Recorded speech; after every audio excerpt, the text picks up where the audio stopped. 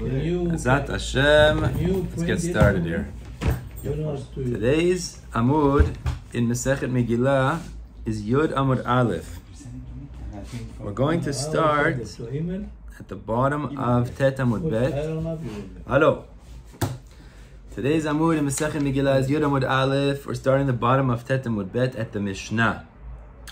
Now, we're going to have really one topic of discussion today, which is the concept of kidsha rishona, kidsha l'sha'ata, v'kidsha l'atid lavo. Now, what does that mean?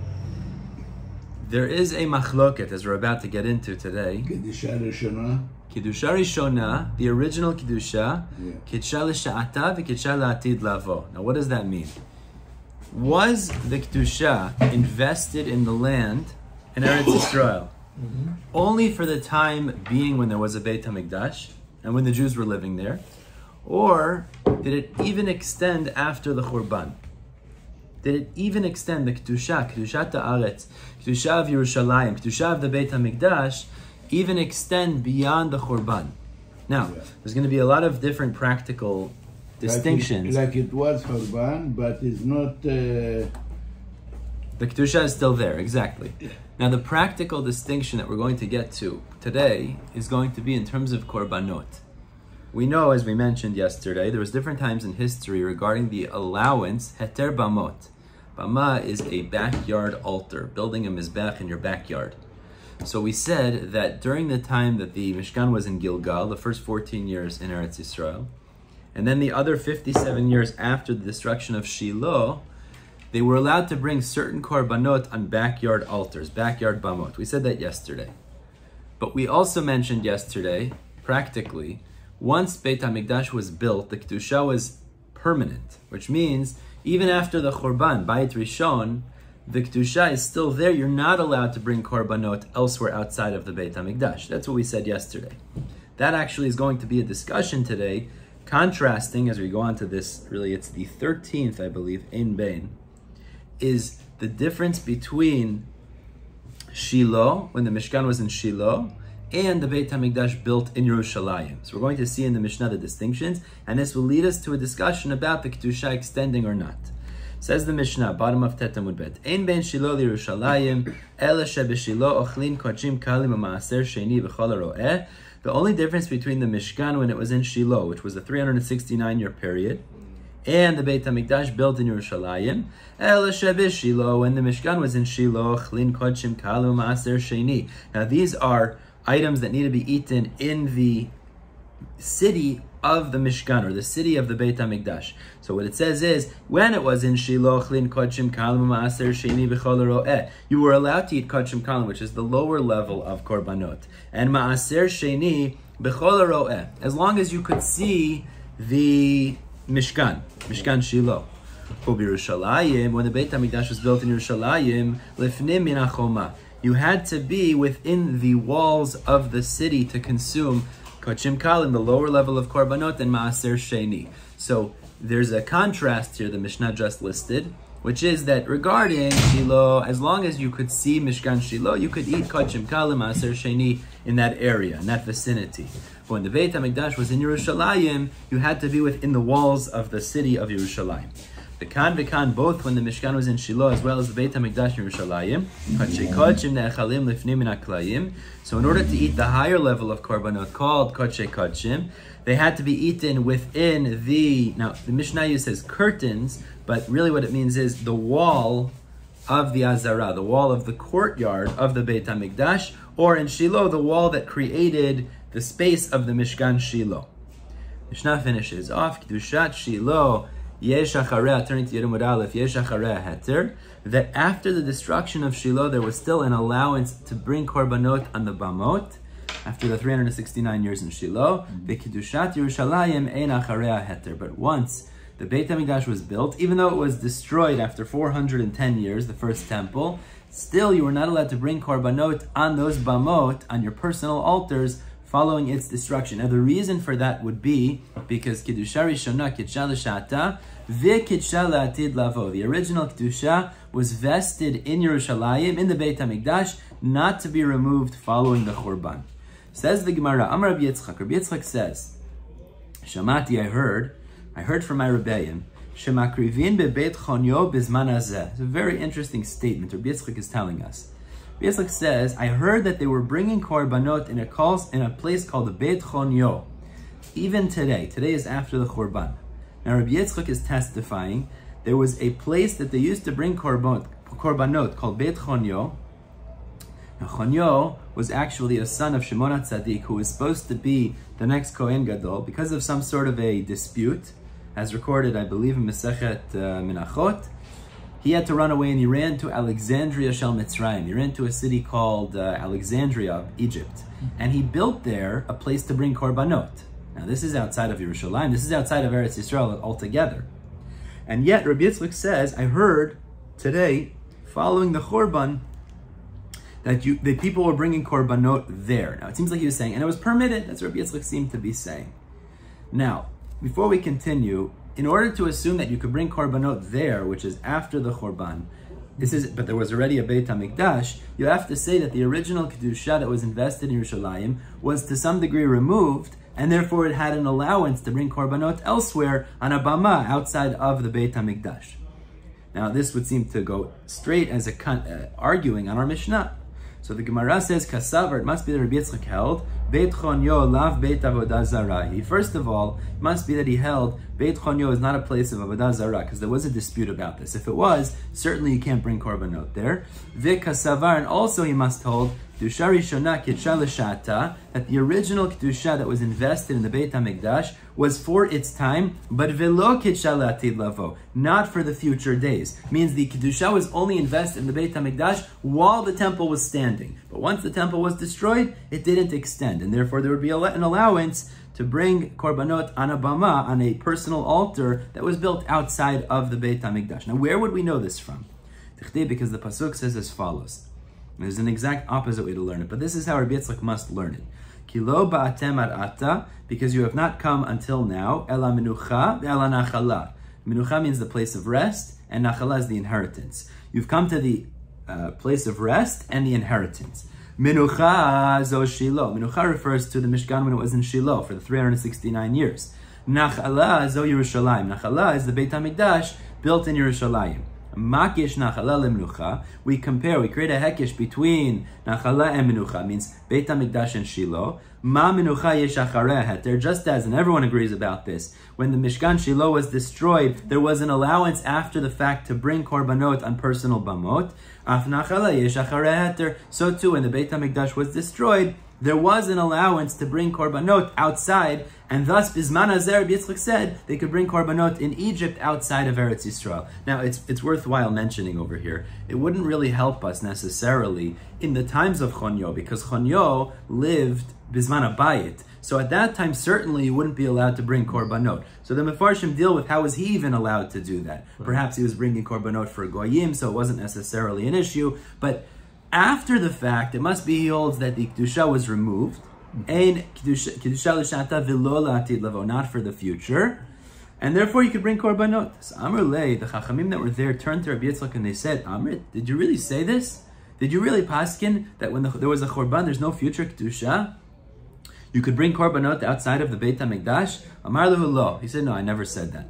Amar Rava said, Elokim Amra, I swear by Hashem. Rabbi Yitzchak definitely originally said that. V'gamirna lahu minei, and I learnt it from him. Because he definitely said those words. He definitely implied you could bring korbanot after the Churban, outside. My time at Darbe. So why did he retract his opinion? I mean, if he did say it, and now he's saying he didn't say it, obviously he must have retracted his opinion. Or why did he do that?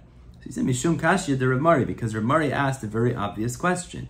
The motive Rav Mari, we have two questions. First of all, the Mishnah tells us clearly, our Mishnah we just did, Kedushat Shiloh yesh acharei heter, Kedushat Yerushalayaim ein acharei heter. The Mishnah contrasts that when Shiloh was destroyed, you could bring on bamot after, but when Beit HaMikdash was, you cannot. So our Mishnah is clearly saying that ein acharei heter. Furthermore, Mishnah in Masechet Zivachim says, Tanan, Mishabao Yerushalayim, when they entered Yerushalayim, they built the Beit HaMikdash, Ne'esra bamot, the bamot became prohibited, personal altars, V'lo hayalahem od heter, v'yayta lenachala, that became their inheritance, and there's no more of an allowance to bring korbanot outside. So therefore, there's two Mishnayot mefurashot, clear Mishnayot, that show you're not allowed to bring korbanot outside after. So Rabbi Yitzchak therefore said, okay, I have to retract my position, because it doesn't make sense.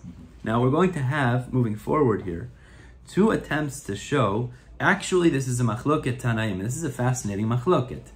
When the Beit HaMikdash was destroyed, as we're saying, so far we're trying to say is, Rabbi Yitzchak had a shita, you could still bring korbanot afterwards. Our Mishnah says you're not allowed to. So he said Rabbi Yitzchak had to retract. We're going to try to say now is, perhaps there is indeed a Tana, an actual Tana, who says, Yesh acharei heter, even after Korban, you could bring korbanot outside. Because the kidsha was only for the time the temple stood and not beyond that. This is a major chidush, but let's see. So Tanai, let's suggest this is actually a machloket Tanai. The Braita says as follows. We know Ezra led the Jewish people back to Eretz Yisrael following the Babylonian and Persian exile, after the Purim story. So Rabbi Eliezer testifies as follows. Amar Rabbi Eliezer, Shamati, I heard, Kishayu bonin ba'ichal, that when they were rebuilding the Beit HaMikdash in the days of Ezra. So when they rebuilt the Heichal is the inner area of the Beit HaMikdash, right? The Kodesh HaKodeshim, the holier inner area. So when they were building the inner area during Bayit Sheni, Osin Klaim LaHeichal v'Osin Klaim LaZara. So as they were building, they made curtains around the Heichal. Now the Heichal was the inner area, and the Azara, the outer courtyard. Meaning before they had built a permanent structure, they built these temporary curtains. Ela, but Rabbi Eliezer says, Shebeichal bonin mibachutz, that the Heichal, the inner area, they would build outside of it. So what does it mean? It means the area that was meant to be eventually the permanent walls of the second temple, they would put curtains in the inner area within what would eventually be the permanent wall, and they would build the walls outside of that temporary curtains. Exactly. Uba azara, and when they built the walls of the azara, bonin mi bifnim. They built the curtains around it and built the walls inside of those curtains, i.e., the curtains surrounded the width of the wall that would eventually be. That's what the Ezra testified. Right? The opposite of the azara is the opposite of the other one. Exactly the opposite. Now, why would they do this? So initially, this is just going to be the Havami, and I'll explain. Rashi understands why would they need to do this? Because Rabbi Eliezer, we're going to suggest, holds the original Kedusha was batel when the Beit HaMikdash was destroyed. It was nullified because he holds the Kedusha was only there when there was a temple and it doesn't extend after the destruction. One of the conditions to bring korbanot is it has to be el petach oel moed, at the entrance of the oel moed, at the entrance of the Beit HaMikdash. In order to have an entrance, you have to have some sort of a structure.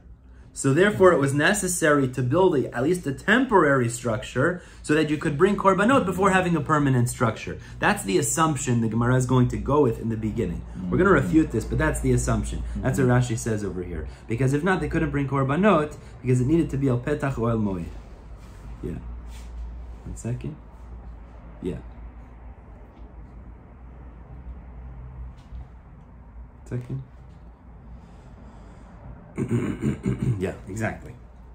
Rabbi Yeshua says in that Braita, Shamati, I heard Shema Krivin that they were able to bring korbanot afal pi she'ein bayit, even though there was no structure. Ochlin kodshe kodshim, they were able to eat the higher level of korbanot afal pi she'ein klayim, even though there was no wall of the Beit HaMikdash. Kodshim kalim ma'aser sheni, and they were able to eat the lower level of holy items, afal pi she'ein choma, even though there was no wall of Yerushalayaim. Mipnei shekedusha rishona kidsha l'sha'ata. So he says very clearly, because the original kedusha that was invested when they built the temple was for its time, v'kidsha latid lavo, and for the future as well. So says the Gemara, Michlal, the fact that Rabbi Yeshua speaks out, the kedusha extends, that would imply, to Rabbi Eliezer Sabar, Rabbi Eliezer, the first Tana holds, lo kidsha latid lavo. The kedusha does not extend beyond, and therefore you need the curtains to create at least a temporary Beit HaMikdash, so that you could bring korbanot al petach oel moed, by the entrance of the oel moed. So it would seem to be, Rabbi Eliezer argues with our Mishnah, and Rabbi Yitzchak's original opinion could be like Rabbi Eliezer. So Amalei Ravina Ravashi, Ravina says to Ravashi, that's not necessarily a good implication. Memai, how do you know that's true? Maybe everyone agrees the Kedusha extends beyond the Chorban. Umar mai deshmiya lekamar. Umar mai deshmiya lekamar. Rabbi Eliezer just said over what he heard, and Rabbi Yeshua said over what he heard. Meaning, they both hold me'ikar din. You don't need a new structure to bring korbanot. You could bring korbanot without the new structure already. Why? Because the original Kedusha extends beyond the Churban as well. They both agree. It happens to be Eliezer heard that when they were doing the construction, they had put up these temporary curtains. Rabbi Yeshua heard that they didn't necessarily do that. So the Gemara says, if that's true, you don't need them for bringing korbanot actually. So what was the purpose of the curtains then? Why is that necessary? It was just for general modesty. You don't want people looking into holy areas, places that are of Kedusha, so therefore they put up curtains. But you didn't need them in order to bring korbanot because the original Kedusha extended beyond the Churban as well. So the Gemara says that's not a machloket Tanaim on this subject, Elakiani Tanai, but rather I'll show you there is a machloket Tanaim, the Tanya, as illustrated as follows. We know that there's certain halachot that pertain to Batei Arei Choma, walled cities in Eretz Yisrael. Actually, in Megilla, we have the halacha of reading on the 15th. We also have regarding sales of houses in walled cities. So, the Gemara, first Braita says like this. Am Rabbi Yishmael Rabbi Yossi. Rabbi Yishmael son Rabbi Yossi says, Lama manu chachamim et elu. In Mesechet Erachin, the Mishnah lists a series of cities that were walled. It says these were walled cities, and it lists there a series of 9 walled cities. Why did they only list those 9? Meaning, if you look, actually, as we're about to see, really there were many, many more walled cities from the days of Yoshua ben Nun. And yet the Mishnah in Erachin, Rashi says here, only lists 9 of them. Why? So, Lama manu chachamim et elu, shekisha'alu b'nei agoleh, because when the people ascended from exile, came back, matzu et elu, they found these 9 cities, v'kidshum, and they sanctified them. Means they required a new process of sanctification. Aval harishonot batlu mishebatla haaretz, very clearly. But the original cities lost their kedusha, their inherent significance, when the land was nullified, when the Jews were kicked out of the land. So clearly, this Braita Rabbi Yishmael Rabbi Yossi holds that the original kedusha was nullified with the Churban. So we say the kedusha was for its time, but not for the future. Alma kasaver. So we see clearly he holds kedusha rishona kidsha l'shata velo kidsha l'atid lavo. It doesn't extend for the future. The problem is, Raminu, we have a contradiction.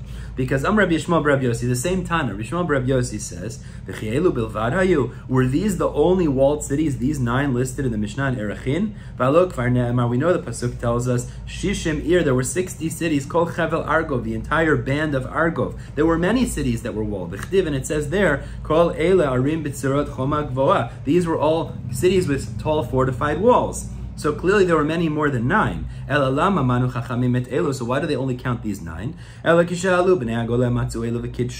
Because when the people ascended from exile, they found these 9 and they sanctified them. Kidshum. The Gemara interjects, what do you mean kidshum? The Braita says, turning to Yudam Bet, Hashta, Kitchum Hashta, they need to sanctify it now. This Braita, as we'll say momentarily, is going to hold, you don't need to re-sanctify them, because the Kedusha extends for the future. Ella, so rather, the Braita says, Matzuet Elu Umanu. They found these and they counted them. But velo elu bilvad, it wasn't only these that are considered walled. Any city that you have a tradition from your ancestors, that it was walled from the days of Yoshua ben Nun, all of the mitzvot of walled cities are applicable to it, because the original kedusha extends in the future too. So what emerges is we have 2 braitaot. The first braita says that the reason it lists those 9 is because those were the ones that were re-sanctified. The original ones lost their inherent status, which means clearly they hold that the original kedusha is lost when there's a churban. The second braita, which is the same Tana, Rabbi Yishmael Rabbi Yossi, says, no, the kedusha extends. So the Gemara says, 1 second, Kasha Rabbi Yishmael Rabbi Yishmael. It's a contradiction in the same Tana. So either we'll say that there were 2 students quoting the Rebbe, Rabbi Yishmael Rabbi Yossi. One thought his Rebbe held one way, and one thought he held the other way, but both shitot are acceptable.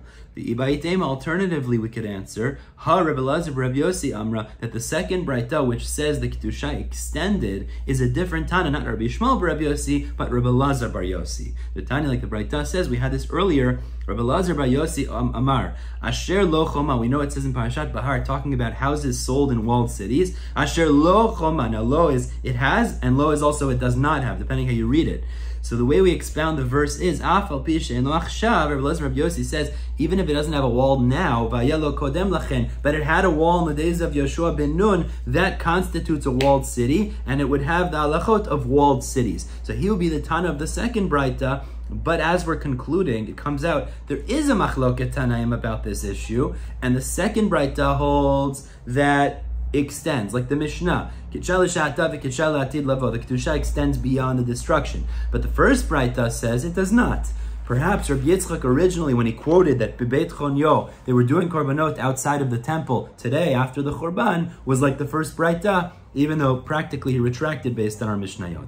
We're going to stop here, top of Yud Amud Bet. So Hashem will pick up with Yud Amud Bet. Everyone have a wonderful day.